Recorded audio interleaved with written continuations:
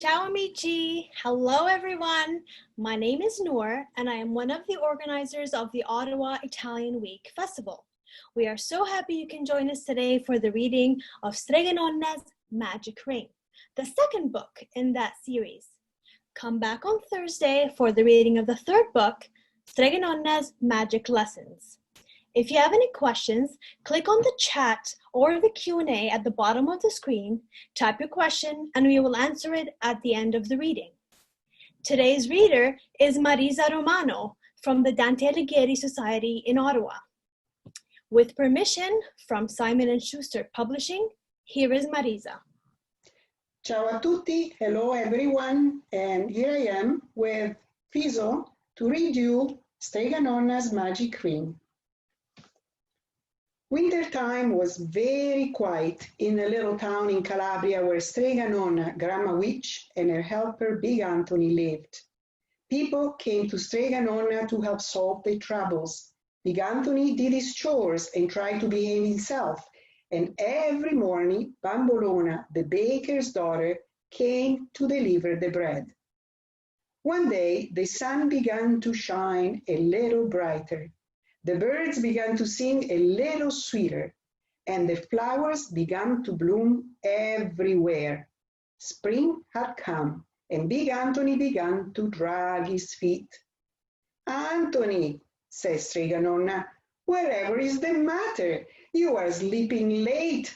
Your chores are half done, and every time I look at you, you are gazing in space and sighing." "Oh, Strega Nona, I do not know what is wrong with me," said Big Anthony. "Everything in my head is fuzzy." "I think you have spring fever," said Strega Nona. "What you need is a little night life. Why don't you go to the village dance tonight? It will perk you up." Big Anthony sighed again. The village seems so far away, and anyway, he thought, who would dance with me? "Bambolona, the baker's daughter, would," said Strega Nona. "Why don't you ask her when she brings the bread?" "Who?" asked Big Anthony, for in truth he had never noticed her before. When supper was finished and Strega Nona was straightening up her cupboard, she suddenly stopped and said to herself, "A little night life, that is not a bad idea. It had been quite a while since I went to the village and danced the tarantella." Then she began to bang the little drawers open and shut, looking into each of them. The noise startled Big Anthony, who was sitting just outside gazing at the moon. "What is Strega Nona doing?" he asked himself, peeking through a crack in the door. "Ha! There it is," said Strega Nona, holding a tiny golden ring. "I haven't used this in years." She slipped the ring on her fingers, on the first finger of the right hand, and then began to sing. "Oh, little Ben, my golden ring, listen to the song I sing. Make me look as I do not, and to the village dance I'll trot." There was a puff of smoke, and instead of Strega Nona, there was a beautiful lady in elegant clothes. Big Anthony could hardly believe his eyes. Secretly, Big Anthony followed the beautiful lady all the way to the village square, and there he watched her dance the tarantella all night long. When the dance was over, Big Anthony followed her all the way back to Strega Nona house. There the lady sang, "Oh, shiny Ben, my golden ring, again the little song I sing. The dance is done, the moon has waned, turn me back to me again." Then she slipped the ring off her finger. With a puff of smoke, there was Strega Nona. "Oh," whispered Big Anthony, "if I could get that ring, I would be the handsomest man in all of Calabria, and all the village ladies would want to dance with me." Big Anthony decided to wait for his chance. which came the very next morning after Bambolona brought the bread. Anthony, I must go visit my godchildren, said Strega Nonna, now that is Easter time. Be a good ragazzo, stay out of trouble, do your chores, and don't drag your feet. Sì, yes, Strega Nonna, said Big Anthony. All day long, Big Anthony waited. Finally, when the sun went down, he ran inside and rummaged through the drawers of Strega Nonna's magic cupboard until he found the tiny golden ring. He pushed it on his first finger of the right hand as far as he would go, and then he sang, "Oh, little Ben, my golden ring, listen to the song I sing, make me look as I do not, and to the village dance I trot." There was a puff of smoke. Big Anthony ran to the mirror and looked. The face looking back at him was certainly not his own. There stood a handsome Big Anthony in elegant clothes. "Ha, ha!" shouted handsome Big Anthony, "and now for a little night life." When he strolled into the village, everybody was dancing a tarantella in the middle of the square. In a second, handsome Big Anthony was surrounded by all the ladies there, young and old, fat and thin, pretty and not so pretty. They had never seen such a handsome man in all their life. "Can dance with me?" each one of them cried, pulling at his arms. Round and round they went dancing the tarantella. So this is the little night life, thought handsome Big Anthony happily. After several hours, handsome Big Anthony began to get a little tired. But the ladies did not let him stop dancing. "Caro," they cried, "dance with me. Me, Caro, next." And they began to push and shove. They pushed and shoved so much that at last handsome Big Anthony got scared.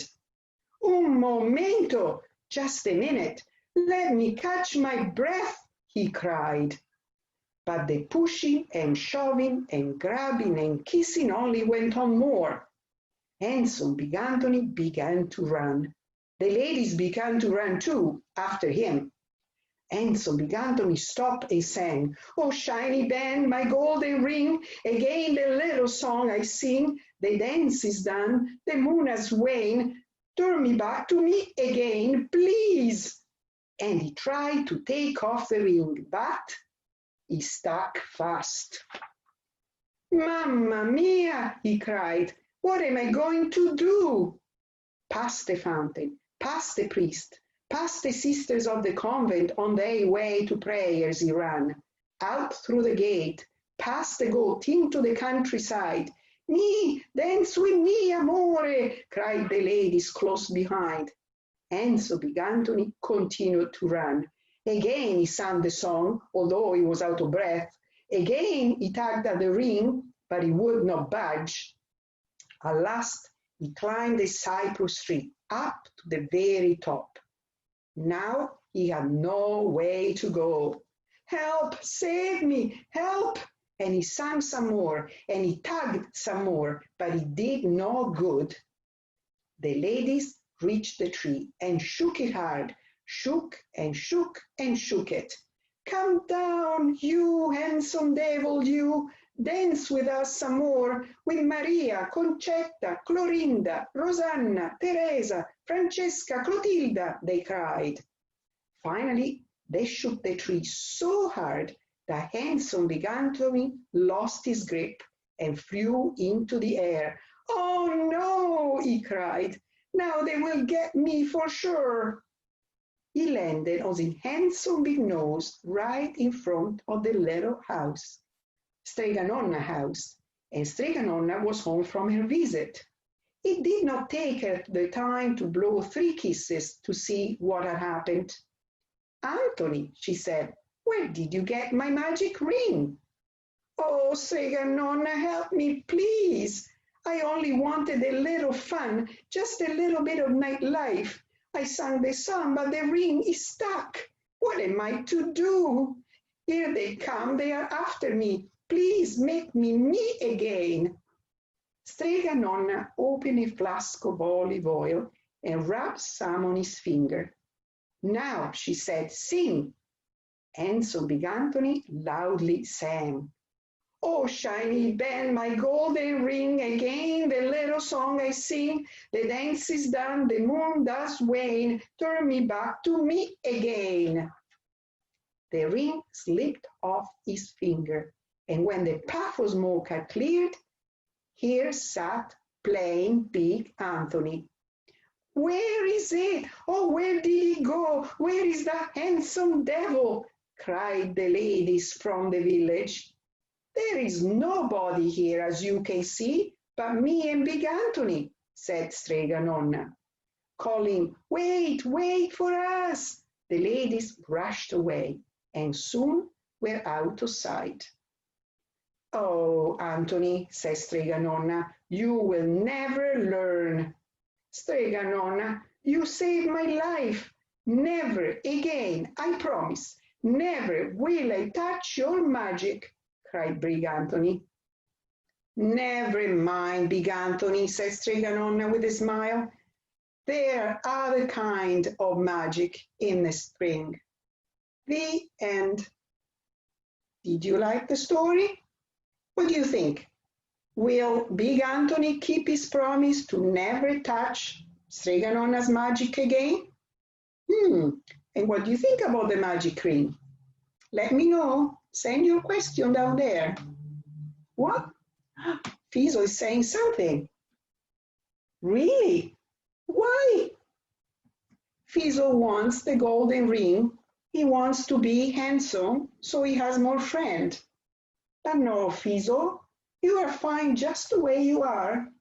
You are smart and witty and funny, and you are a good friend. Just fine as you are. You don't need the magic ring. Do you have some questions for me?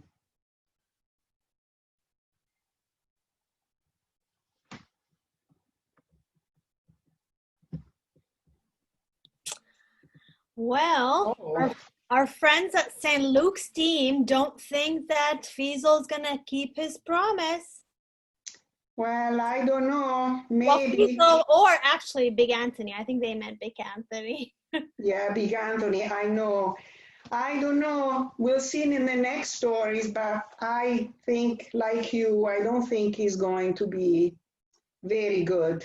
No. And we might find out what else he's up to on Thursday.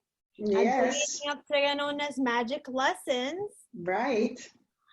Chinty is asking, was the magic ring made of gold? Yes, is the magic ring made of gold. Magic little ring. A little bit like the ring that your mom may have on the finger, you see? Something like this, but was very small. Too small for Big Anthony's finger, you know? That's why it wouldn't come off. That's why it wouldn't come off. And that's why Strega Nona had to put the olive oil to make slip the ring off. Good trick. Good. Any other questions for Marisa, everyone?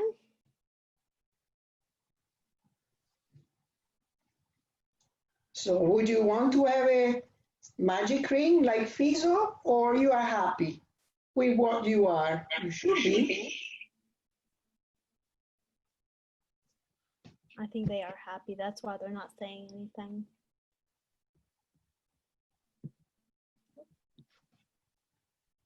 Well, I think we're done for today. Like I said, come back. I'm happy. You are happy? Yes. Of course. Today's recording will be uploaded to the Ottawa Italian Week Festival YouTube channel. For a full list of festival events, please visit our website, italianweekottawa.ca. These books are also available. That just came in, Nor. Oh, we do. When you took off the ring, does it still work even full of olive oil? I would say that probably Strega Nona is going to wash that ring and hide in a different place. Yeah, but I think it's going to work. It's a magic ring. The olive oil will not stop the magics for sure. Good question. Anything else for Marisa before she leaves? No? Okay. I think we're good. Thank you very much, Marisa. On behalf of the Ottawa Italian Week Festival, we thank you for your time. Thank you to Simon & Schuster Publishing for allowing us to do today's reading. We will see you all on Thursday. Ciao, ciao. And from me and from Fizo, bye-bye. Good night. Good night.